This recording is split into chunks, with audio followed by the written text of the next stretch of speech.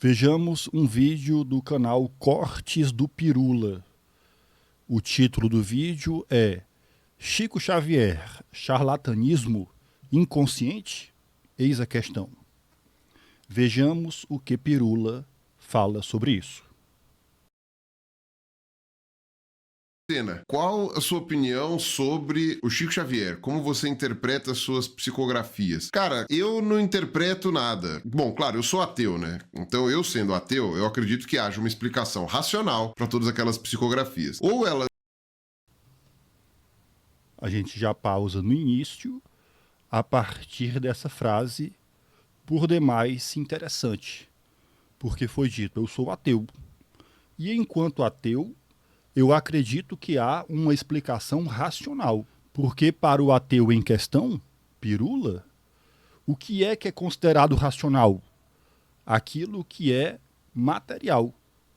Ou seja, tudo o que tem uma explicação espiritual, pelo fato de não ser material, portanto, não pode ser considerada racional. E é muito interessante ele iniciar a sua frase dizendo que, enquanto ateu, eu acredito. Porque, na condição de ateu, ele se isenta de estudar, ele se isenta de pesquisar, ele se isenta de fazer um levantamento relativo à vida de Chico Xavier inteira e todos os fenômenos registrados. Ele não tem nenhuma obrigação quanto a isso. Por quê? Porque, enquanto ateu, ele se coloca num patamar tal que basta a sua crença, basta a sua convicção de que há uma outra explicação. E não importa a análise dos fatos, não importa a pesquisa, não importa o estudo. Tudo isso se faz desnecessário porque, afinal de contas, a explicação há de ser material. Como foi dito, a explicação há de ser racional, segundo esse entendimento. Então vejamos que posição confortável.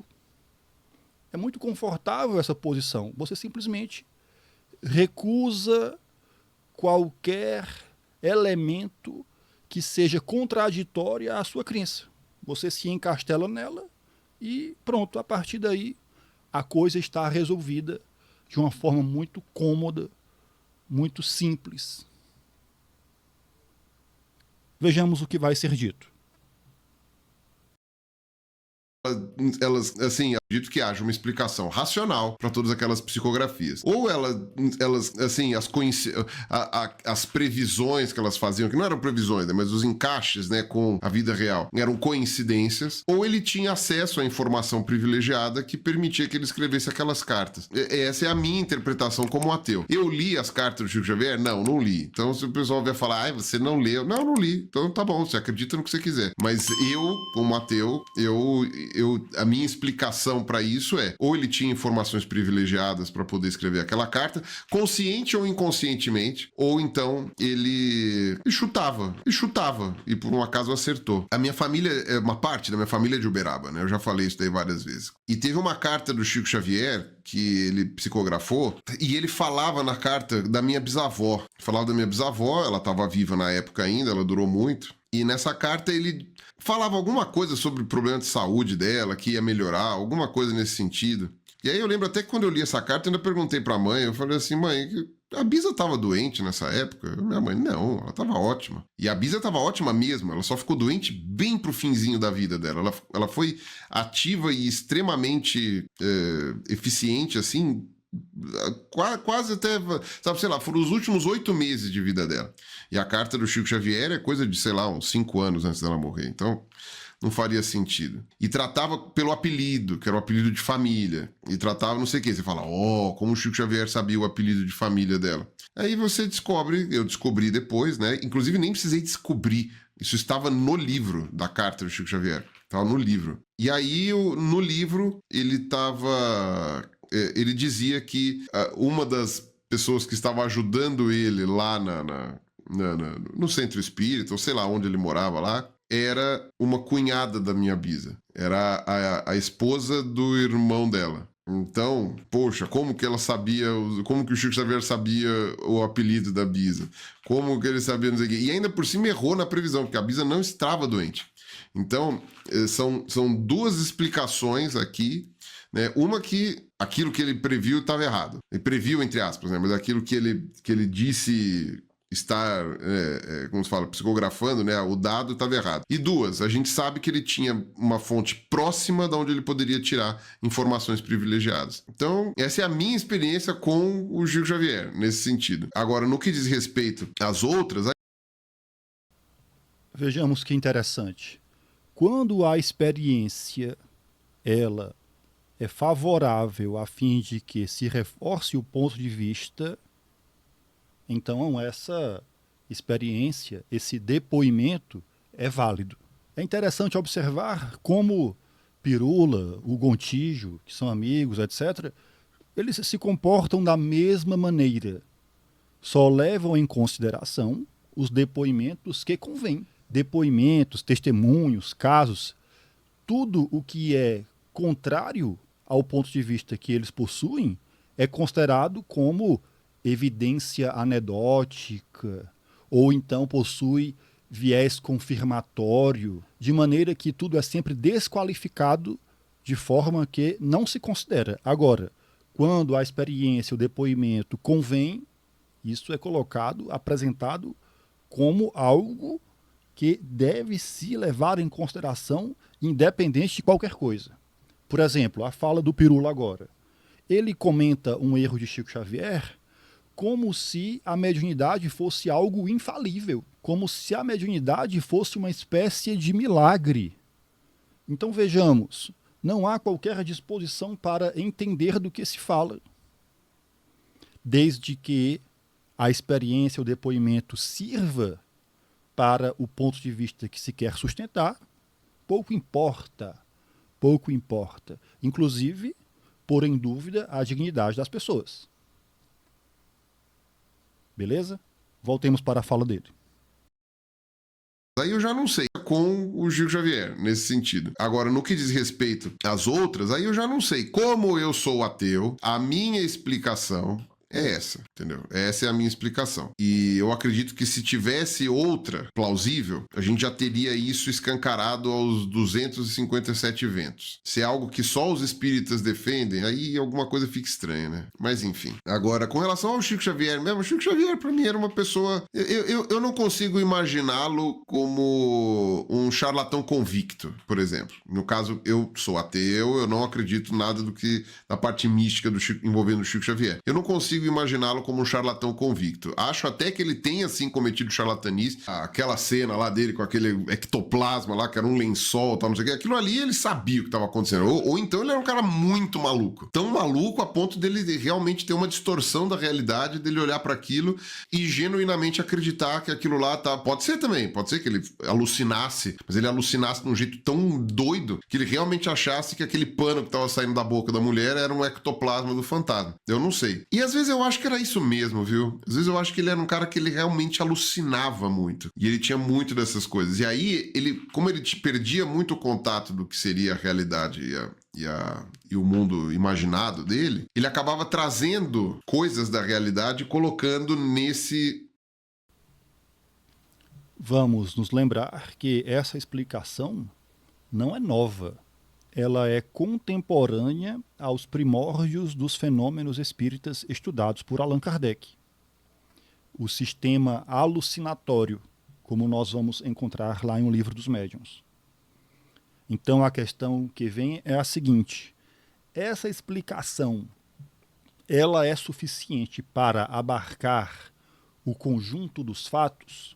Essa explicação, assim como muitas outras, elas não dão conta. Não dão conta. Por quê? Porque os fatos desmentem.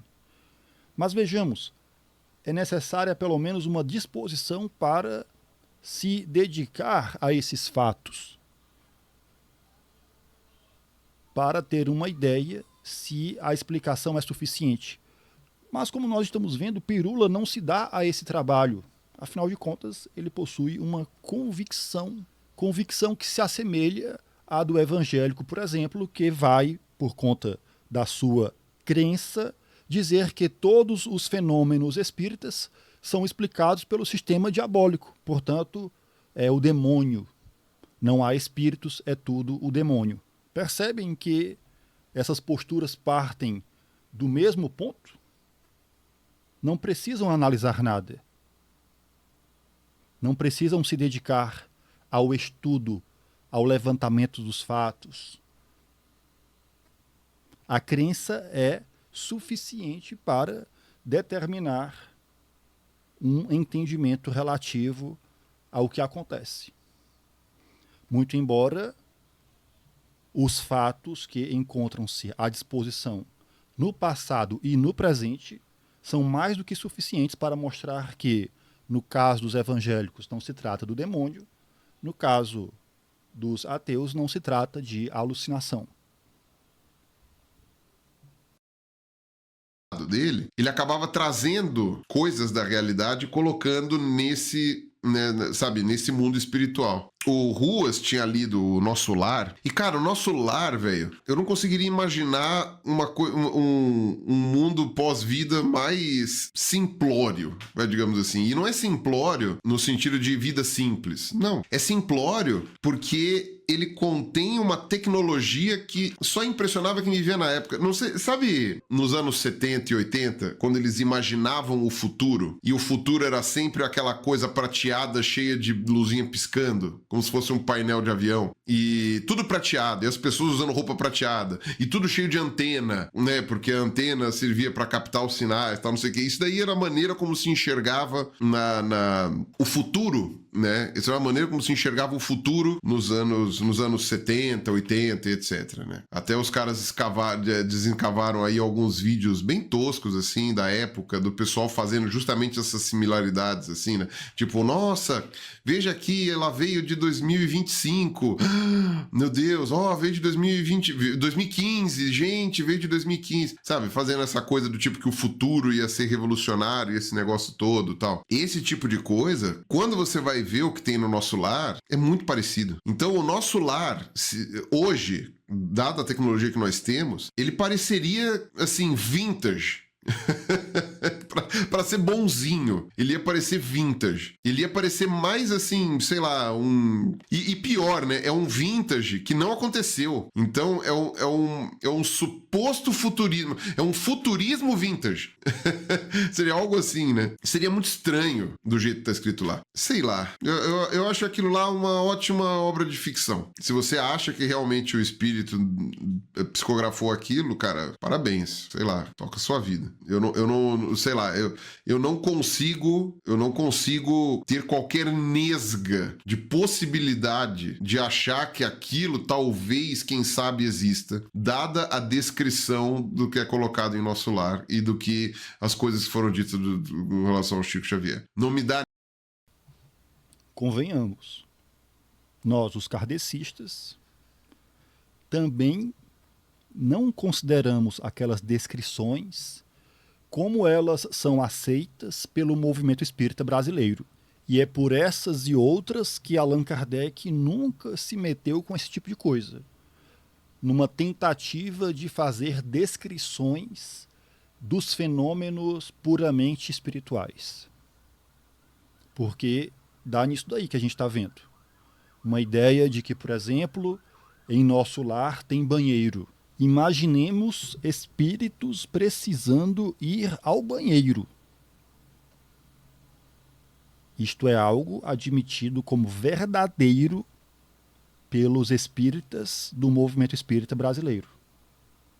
Porque os kardecistas rejeitam essa ideia, tendo em vista que, dentre outras coisas, tudo isso que foi descrito não foi submetido a controle, como nós estamos aqui sempre repetindo. Então tá aí. A que se presta esse tipo de descrição. O ridículo daquelas descrições acabam respingando na própria doutrina dos espíritos. Vejamos o que Pirula diz, o vídeo dele já está praticamente no fim. em nosso lar e do que as coisas que foram ditas em relação ao Chico Xavier. Não me dá nem uma fagulha de talvez, quem sabe. Não traz nem isso pra mim. Então, é isso. Pra mim é totalmente ficcional. Ana Laura, eu conheci muito o Chico Xavier porque eu sou de Uberaba. Sou ateia e não acredito em nada dessas coisas espíritas, mas ele era um ser humano fantástico. Então, eu não acredito que ele seja uma pessoa que conscientemente enganasse as pessoas. Eu acho que ele era bem fora da casinha mesmo, isso sim. Então tá aí a opinião leviana de Pirula relativa a Chico Xavier. Foi isso que nós vimos. São esses os nossos comentários. Se inscreva no canal, curta esse vídeo. Deixe aqui o seu comentário a respeito de tudo que foi dito. Compartilhe esse vídeo com outras pessoas. Até uma próxima. Valeu!